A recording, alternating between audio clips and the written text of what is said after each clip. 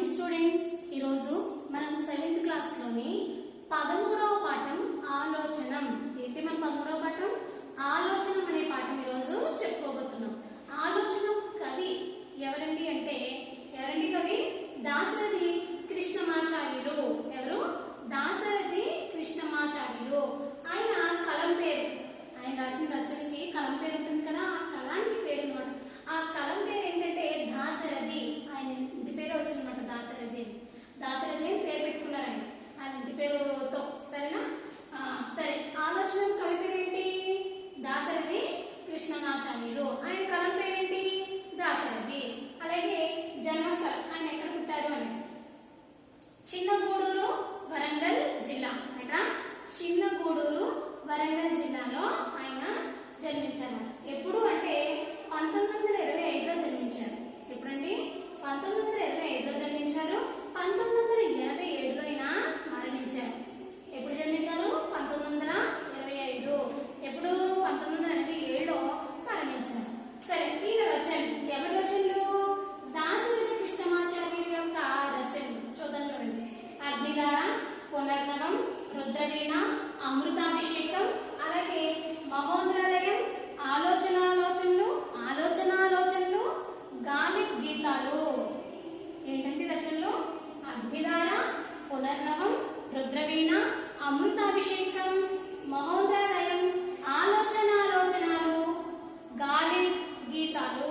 అలాగే బిరుదులు. ఎవరి బిరుదులు? దాశరథి కృష్ణమాచార్యులు మన కవి యొక్క బిరుదులు అన్నమాట. ఏంటి ఆ బిరుదు అంటే కవిసింహ, అభ్యుదయ కవితా చక్రవర్తి. కవిసింహ అలాగే అభ్యుదయ కవితా చక్రవర్తి అనే బిరుదులకి ఉన్నాయన్నమాట. అలాగే ఈ పురస్కారాలు 1967లోనేమో ఆంధ్రప్రదేశ్ సాహిత్య అకాడమీ, అలాగే 1974లో కేంద్ర సాహిత్య అకాడమీ అనే అవార్డులు ఈయనకి లభించాయన్నమాట. ఏంటా పురస్కారాలు? 1967లో ఆంధ్రప్రదేశ్ సాహిత్య అకాడమీ, 1974లో కేంద్ర సాహిత్య అకాడమీలో అయిన అవార్డులు తీసుకున్నారు. సరే, అసలు ఆలోచనీయం అంటే ఏంటంటే ఈ పాఠం ద్వారా మనకి ఏం చెప్తున్నారు అంటే ప్రశ్న రూపంలో కొనసాగుతూ, ఏంటంటే ప్రశ్న రూపంలో కొనసాగుతూ అసాంఖ్యకమైన ఆలోచనలు రేకెత్తించు గేయం ఇది. అసాంఖ్యకమైన ఆలోచనలు రేకెత్తించే గేయం అంటే మనం చెప్పుకోబోయేది. 28 పంక్తుల్లో సమస్త మానవ ప్రపంచాన్ని, విశ్వ విజ్ఞాన శాస్త్ర విషయాల సారాన్ని కవిత్వంలో ఏం చేశారంట? సంక్షిప్తీకరించారు. ఏంటి? సంక్షిప్తీకరించారు. ఎన్ని? 28 పంక్తుల్లో సమస్త మానవ ప్రపంచాన్ని, విశ్వ విజ్ఞాన శాస్త్రాన్ని, విషయాల సారం మొత్తం మాట ఈ కవిత్వంలోనే సంక్షిప్తీకరించారు. మొదటి చరణం సముద్రం ఖగోళ శాస్త్రాల సమ్మేళనం. మొదటి చరణం ఏంటండి? సముద్రం ఖగోళ శాస్త్ర సమ్మేళనంలో మొదటి చరణం ఉంటుంది. రెండో చరణంలో భూమి, మనిషి పుట్టుకల తీరును వివరిస్తుంది. ఇందులో విశ్వం, ఆవిర్భావం, మానవ పరిణామ క్రమం కనిపిస్తాయి. ఏంటి? విశ్వం యొక్క ఆవిర్భావమే కాకుండా మానవ పరిణామం కూడా ఇందులో కనిపిస్తూ ఉంటుంది. మిగిలిన చరణాలు కవి లోకానుభవం నుంచి వచ్చిన చారిత్రక వాస్తవాలు. లోకానుభవం అంటే ఏంటి? లోకంలో జరిగిన అనుభవాల నుంచి ఆయన చారిత్రక వాస్తవాలు ఆయన తీసుకున్నారన్నమాట. కవి కళలు, అందమైన ఊహలు, మరో కొత్త ప్రపంచపు ఆశలు, ఆశయాలు, ఆవేదనలు, ఆగ్రహాలతో ఉద్వేగంగా నడుస్తుంది ఈ గేయం అన్నమాట. కవి సున్నితమైన భావాలు మనకు ఆనందాన్ని, ఆగ్రహాన్ని కలిగిస్తాయి. ఎలా అంట? అప్పటికప్పుడే ఆనందాన్ని కలిగిస్తాయి, అదేవిధంగా ఆగ్రహాన్ని కూడా కలిగించే విధంగా ఉన్నాయంట కవి సున్నితమైన భావాలు. కవి అన్ని ప్రశ్నలే వేశారు. కవి ఏం చేశారంట? అన్ని ప్రశ్నల రూపంలోనే అడిగారన్నమాట. ఇవి మానవాళికి సంబంధించిన ఆత్మ విమర్శనాత్మక అస్త్రాలు. ప్రపంచాన్ని చుట్టుముట్టిన ఈ ప్రశ్నలకు సమాధానం, సమస్యలకు పరిష్కారం మనలోనే, మన దగ్గరే ఉంది. ఏంటంటే ప్రపంచాన్ని చుట్టుముట్టిన ఈ ప్రశ్నలకు సమాధానం, సమస్యలకు పరిష్కారం కూడా మనలోనే, మన దగ్గరే ఉంది. కవి వేసే ప్రశ్న మనకు గుచ్చుకుంటుంది. సూటిగా అడుగుతున్నారు అన్నమాట ఇక్కడ. అందుకే కవి వేసే ప్రశ్న మనకి గుచ్చుకుంటుంది. ఇలాంటి ప్రశ్నలకు చోటు లేని నవయుగం కోసం కవి చేసిన అక్షర యాగమే ఈ గేయం. ఏంటండి? ఇలాంటి ప్రశ్నలకు చోటు లేని నవయుగం అంటే కొత్త యుగం అంట. నవయుగం కోసం కవి చేసిన అక్షర యాగమే ఈ గేయం. సరే, అసలు ఈ గేయం చూద్దాం. ఫస్ట్ మనకి సముద్రము ఖగోళ శాస్త్రాల గురించి, ఖగోళ శాస్త్ర సమ్మేళనం గురించి ఫస్ట్ చరణంలో తెలుస్తుంది అని చెప్పుకున్నాం కదా. ఆ చరణం ఏంటనేది చూద్దాం. చూడండి. ఆ చల్లని సముద్ర గర్భం దాచిన బడబానల ఎంతో. ఇక్కడ క్వశ్చన్ ఎంతో అని అడుగుతున్నారు చూడండి. ఆ చల్లని సముద్ర గర్భం దాచిన బడబానల మెంతో. ఆ నల్లని ఆకాశంలో కానరాని భాస్కరులు ఎందరో. ఆ నల్లని ఆకాశంలో కానరాని భాస్కరులు ఎందరో. భాస్కరుడు అంటే ఎవరక్కడ? సూర్యుడు అన్నమాట. ఆ నల్లని ఆకాశంలో కానరాని భాస్కరులు ఎందరో అని అడుగుతున్నాడు. చూడండి, ప్రతి దానికి కూడా ప్రశ్న రూపంలో అడిగాడు సూటిగా అని. ప్రతి దానికి కూడా క్వశ్చన్ మార్క్ చూడండి. అన్ని క్వశ్చన్స్ వేస్తున్నారు అన్నమాట సూటిగా. అర్థమైందా? క్వశ్చన్ మార్క్ అందుకే. సరే చూడండి. ఆ చల్లని సముద్ర గర్భం దాచిన బడబానల ఎంతో. ఆ నల్లని ఆకాశంలో కానరాని భాస్కరులు ఎందరో అంటే ఏంటి? పైకి చల్లగా ప్రశాంతంగా కనిపించే సముద్రం లోపల కనిపించిన అగ్ని ఉంటుంది. మనకి అగ్ని కూడా ఆ లోపల ఉంటుంది అన్నమాట. సముద్రం పైకి చల్లగానే ఉంటుంది, కానీ సముద్ర భూగర్భంలో అగ్ని ఉంటుంది తెలుసా? అగ్ని జ్వాలలు అంటారు, లావా కారుతున్నాయి అంటారు చూడండి. అలా అన్నమాట. పైకి చల్లగా ప్రశాంతంగా కనిపించే సముద్రం లోపల కనిపించని అగ్ని దాగి ఉంది. మనకి పైకి కనిపించదు, కానీ కనిపించని అగ్ని దాగి ఉంది. అలాగే ఎన్నో అసమానతలు ఉన్న ప్రపంచంలో అసంతృప్తి గల వాళ్ళ గుండెల్లో కూడా అగ్ని దాగి ఉంటుంది. ఏంటంటే ఇక్కడ ఎన్నో అసమానతలు ఉన్న ప్రపంచంలో అసంతృప్తి గల వాళ్ళ గుండెల్లో కూడా మనం ఏది సంతృప్తి పడం, ఏదోటి అసంతృప్తి ఉంటుంది అన్నమాట. అలానే మనం చేయగలిగింది చేయలేకపోయామనుకోండి, మనకి బాధగా ఉంటుంది కదండి. అదే మాట. అసంతృప్తిగా వాళ్ళ గుండెల్లో కూడా అగ్ని దాగి ఉంటుంది. నల్లని మబ్బులతో నిండిపోయిన ఆకాశంలో కంటికి కనబడని ఎన్నో సూర్యబింబాలు దాగి ఉన్నట్టుగా ఈ పెద్ద ప్రపంచంలో ఎందరు ప్రతిభావంతులు గొప్పవాళ్ళు మరుగున పడి ఉన్నారో. ఎలా పోల్చాడు చూడండి. కంటికి కనబడని ఆకాశంలో కంటికి కనబడని ఎన్నో సూర్యబింబాలు ఉన్నాయి. ఏ విధంగా? నల్లని మబ్బులతో నిండిపోయిన. నల్లగా మబ్బు వస్తుంది అనుకోండి, అక్కడ వేయకుండదు కదా. అందుకే నల్లని మబ్బులతో నిండిపోయిన ఆకాశంలో కంటికి కనబడని ఎన్నో సూర్యబింబాలు దాగి ఉన్నట్టుగా ఈ పెద్ద ప్రపంచంలో ఎందరు ప్రతిభావంతులు మరుగున పడిపోయారు. ఎలా అయితే సూర్యబింబాలు దాగిపోయినాయో అదే విధంగా ప్రతిభావంతులు గొప్పవాళ్ళు మరుగున పడి ఉన్నారో అని అంటారన్నమాట. అలాగే భూమి పుట్టక కోసం అని చెప్పేసి మన భూమి కోసం, అలాగే ఇంకేముందంట తర్వాత భూమి అలాగే మనిషి పుట్టుకల తీరుని రెండవ చరణం మనకి వివరిస్తుంది చూడండి. భూగోళం పుట్టక కోసం కూలిన సురగోళాలు ఎన్నో. భూగోళం పుట్టక కోసం కూలిన సురగోళాలెన్నో. ఈ మానవ రూపం కోసం జరిగిన పరిణామాలెన్నో. ఏంటి? ఈ మానవ రూపం కోసం జరిగిన పరిణామాలెన్నో అంటే ఏంటంటే అర్థం? భూమి పుట్టుక కోసం ఎన్నో సూర్యగోళాలు కూలిపోతాయి. భూమి పుట్టినప్పుడు ఎన్నో సూర్యగోళాలు కూలిపోతూ ఉంటాయన్నమాట. ఆది మానవుడి దగ్గర నుంచి నేటి మనిషి రూపం వరకు ఎన్ని మార్పులు జరిగాయో కదా. మన చిన్నప్పటి నుంచి ఇప్పటికి కూడా మనకి చాలా మార్పులు జరిగాయి. అలాంటిది ఆది మానవుడి దగ్గర నుంచి నేటి మనిషి రూపంలో ఎన్ని మార్పులు జరిగాయి కదా. తిండి విషయంలోనే కాదు, బట్టల విషయంలోనే కాదు, మన చుట్టూ ఉండే పరికరాల విషయంలోనే కాదు, ప్రతిదీ కూడా కాలంతో పాటు మనం మార్పు చెందుతూనే వస్తున్నాం. ఇప్పటికీ కూడా చెందుతూనే ఉన్నాం కదా. అదే చెప్తున్నారు ఇక్కడ ఏమని? భూమి పుట్టుక కోసం ఎన్నో సూర్యగోళాలు కూలిపోయాయి. ఆది మానవుడి దగ్గర నుండి నేటి మనిషి రూపం వరకు ఎన్ని మార్పులు జరిగాయో కదా అని చెప్తామన్నమాట. అలాగే ఒక రాజును గెలిపించుటలో ఒరిగిన నరకంటలెన్నో. ఏంటి? ఒక రాజును గెలిపించుటలో ఒరిగిన నరకంటలెన్నో. శ్రమజీవుల పచ్చి నెత్తురులు దాగిన ధనవంతులెందరో. అంటే ఏంటి? శ్రమజీవుల నెత్తురు తాగిన, పచ్చి నెత్తురు తాగిన ధనవంతులెందరో. అంటే ఏంటర్థం? ఒక రాజును గెలిపించడానికి ఎంత మంది కంటాలు తెగిపోతున్నాయి. ఒక యుద్ధం అక్కడ ప్రకటించాలనుకోండి, అక్కడ ముందుగా చనిపోయేది ఫస్ట్ చేసేసి రాజు చేయరు, అక్కడ సైనికులు చేస్తారు కదా. ఆ రాజును గెలిపించడం కోసం అక్కడ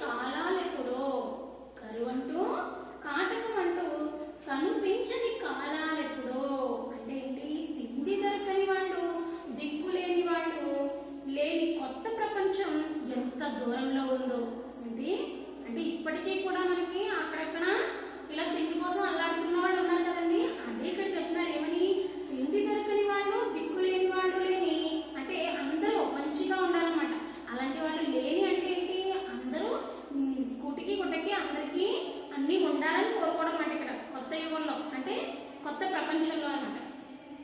తిండి దొరకని వాళ్ళు, దిక్కు లేని వాళ్ళు లేని కొత్త ప్రపంచం ఎంత దూరంలో ఉందో, కరువు కాటకాలు లేని సుభిక్షమైన కాలం ఎప్పుడు వస్తుందో. ఏంటి? కరువు కాటకాలు లేని సుభిక్షమైన కాలం ఎప్పుడు వస్తుందో. ఓ 2 సంవత్సరాలు అంటే 2 సంవత్సరాలు బాగోదు, కరువు వస్తుంది కదా, అలా లేకుండా సుభిక్షమైన కాలం మనకి ఎప్పుడు వస్తుందో అని అడుగుతున్నారు అన్నమాట. అలాగే నిద్రిస్తున్న అగ్నిపర్వతం గురించి చూడండి. అణగారిన అగ్నిపర్వతం కనిపెంచిన లావా ఎంతో. అణగారిన అగ్నిపర్వతం కనిపెంచిన లావా ఎంతో. ఆకలితో చచ్చే పేదల శోకంలో కోపం ఎంతో. ఆకలితో చచ్చే పేదల శోకంలో కోపం ఎంతో. అంటే ఇక్కడ నిద్రిస్తున్న అగ్నిపర్వతంలో లావా ఏ విధంగా ఉంటుందో చూడండి. నిద్రిస్తున్న అగ్నిపర్వతంలో కనపడని లావాల అంటే ఏంటి? అగ్ని పర్వతంలో లావా ఉంటుంది. అప్పుడు నిద్రపోయింది అనుకోండి, అది మామూలుగానే ఉంటుంది. అది ఎప్పుడైతే లేచిందో అప్పుడే కదండి లావా బయటకు వస్తుంది. అందుకే ఇక్కడ చెప్తున్నారు ఏమని? నిద్రిస్తున్న అగ్ని పర్వతంలో కనబడని లావాల సామాజిక చైతన్యం గల వ్యక్తుల గుండెల్లో ఎంత ఆవేదన దాగి ఉందో. ఇది సామాజిక చైతన్యం గల వ్యక్తుల గుండెల్లో ఎంత లావా దాగి ఉందో. ఆకలితో చనిపోయే పేదల మనసుల్లో ఎంత బాధ ఉందో కదా. ఆకలితో చనిపోవడం అంటే మామూలు అండి, ఎంత బాధపడి ఉంటాడు, కనీసం తినడానికి ఒక ముద్ద లేక. ఆకలితో చనిపోయే పేదల మనసుల్లో ఎంత బాధ, ఎంత కోపం దాగి ఉందో అని చెప్తున్నారు. అలాగే హాయిగా నిద్రపోయే పసిపిల్లల కోసం కూడా చెప్తున్నారు చూడండి. ఇందులో పసిపాపల నిధుల కనులలో మురిసిన పసిపాపల నిధుర కనులలో ముసిరిన భవితవ్యం ఎంతో. ఇది పసిపాపల నిధుల కనులలో, ఆ కనుల్లో ముసిరిన భవితవ్యం ఎంతో. గాయపడిన కావ్యాలెన్నో. ఏంటి? గాయపడిన కవి గుండెల్లో రాయబడని కావ్యాలెన్నో. గాయపడని కవి గుండెల్లో రాయబడని కావ్యాలెన్నో. అంటే రాయలేని ఎన్ని కావ్యాలు ఉన్నాయో అని అక్కడ అర్థమాట. హాయిగా నిద్రపోయే పసిపిల్లల కళ్ళు ఎంత ప్రశాంతంగా ఉంటాయో కదా. నిజంగానే చిన్నపిల్లలు పడుకున్నప్పుడు చూస్తే చాలా హాయిగా అనిపిస్తుంది, చాలా ముద్దుగా కూడా కనిపిస్తారు కదా. అప్పుడు బాగా చేస్తే వాళ్ళని కొట్టేయాలని తిట్టేయాలని చేస్తుంది, అది చేస్తాను కూడా కదా. వాళ్ళు ఎప్పుడైతే పడుకున్నారో వాళ్ళ మొహం చూస్తే ఎంత ప్రశాంతంగా అనిపిస్తుందో, ప్లెజెంట్గా అనిపిస్తుంది అన్నమాట. వాళ్ళు పడుకుంటే చాలా హాయిగా అలాగే ముద్దుగా కూడా కనిపిస్తారు కదా. అదే ఇక్కడ చెప్తున్నారు ఏమని? హాయిగా నిద్రపోయే పసిపిల్లల కళ్ళు ఎంత ప్రశాంతంగా ఉంటాయో అంతటి ప్రశాంతత నిశ్చిత భవిష్యత్తులో ఉంటాయా వాళ్లకు. అంటే ఏంటి? ఇప్పుడు చిన్నపిల్లలు కాబట్టి అయిపోయింది, పడుకున్నాము అయిపోయింది. తర్వాత మనం స్కూల్లో జాయిన్ చేసిన తర్వాత ఏం చేస్తాం? మార్నింగ్ లేవడం, బ్రష్ చేయడం, అమ్మ గబగబా తినిపించేయడం, మనకి ఇలా పరుగులు అనమాట. అందుకే ఎంత ప్రశాంతంగా ఉంటాయో అంతటి ప్రశాంతత, అలాగే అంతట నిశ్చిత భవిష్యత్తులో ఉంటాయా అంటే ఎదిగి కొద్ది ఉంటాయా? అంత నిశ్చితగా ఉండడానికి పడుకోవడానికి ఉండదు. ఉంటాయా వాళ్ళకి? ఉండవు. ఇన్ని అసమానతలున్న లోకాన్ని చూసి కవి హృదయం ఎంత లోతుగా గాయపడిందో. ఆ వేదనలో మునిగిపోయి రావాల్సిన ఎన్ని కావ్యాలు రాయలేకపోయాడు కదా. ఆ కవి హృదయం ఎంత లోతుగా గాయపడిందో కదా ఈ అసమానతల నుంచి. అలాగే ఆ ఆవేదనలో మునిగిపోయాడు కాబట్టి రాయవలసిన ఎన్ని కావ్యాలు రాయలేకపోయాడు. అలాగే కులమతాల సుడిగుండాలకు బలి అయిన పవిత్రులెందరో. కులమతాల సుడిగుండాలకు బలి అయిన పవిత్రులెందరో. భరతావని బల పరాక్రమం చేరే వీడే దికెన్నాళ్లకు. అంటే ఏంటి? కులమతాల సుడిగుండాలకు బలి అయిన పవిత్రులెందరో. భరతావని బల పరాక్రమం చేరే వీడే దిక్కెన్నాళ్ళు అనమాట. సరేనా? అది కొంచెం గ్యాప్ అయింది, ఇక్కడ మిస్టేక్ అయింది ప్రింటింగ్, అందుకని అలా అయింది. సరేనా? ఈ వర్ణ దురహంకార ప్రపంచంలో కులమతాలని సుడిగుండంలో చిక్కుకుని బలి అయిపోయిన మంచివాళ్ళు ఎంతమందో. ఏంటంటే ఈ వర్ణ దురహంకార ప్రపంచంలో కులమతాలని సుడిగుండంలో చిక్కుకుని బలి అయిపోయే వాళ్ళు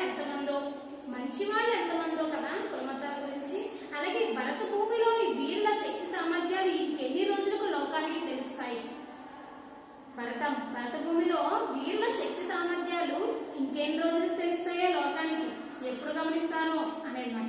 ఈ విధంగా అన్ని ప్రశ్న రూపంలో మనకే ఇస్తారన్నమాట ఇక్కడ కవి. అర్థమైంది కదా. నెక్స్ట్ ఈ ఆలోచన కవి ఎవరంటే ఒకసారి మళ్ళీ చెప్పుకుందాం. ఎవరండి కవి? దాశరథి కృష్ణమాచార్యులు. ఈయన కాలం పేరేంటి? దాశరథి. జన్మస్థలం ఏంటి? చిన్నగూడూరు, వరంగల్ జిల్లా.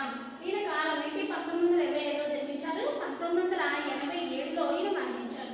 అలాగే రచనలు అగ్నిధార, పునర్నవం, రుద్రవీణ, అమృతాభిషేకం, మహాంధ్రోదయం, ఆలోచనలు, గాలి గీతాలు. అలాగే ఈయన బిరుదులు రాసుకోండి స్టూడెంట్స్. అర్థమైందా? క్లాస్ వింటే సరిపోదు, ప్రతిదీ రాసుకోండి, నోట్ చేసుకోండి. ఓకేనా? బిరుదులేంటి? కవిసింహ, అభ్యుదయ, కవితా చక్రవర్తి. అలాగే ఈయన పురస్కారాలు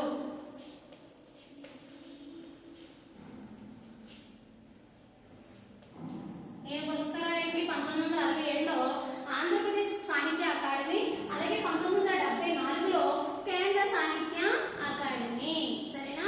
ప్రతిదీ కూడా ఆ క్లాస్ పెట్టడం, ఎన్నో పాటలు రాయడం, అలాగే ఆయన కవి ఏంటి, ఆయన రచన ఏంటి, ఆయన కలం పేరు ఏంటి అన్ని మనం బోర్డు మీద ఎందుకు నోట్ చేస్తున్నానంటే మీరు నోట్ చేసుకుని ఒకసారి రీడ్ చేస్తారని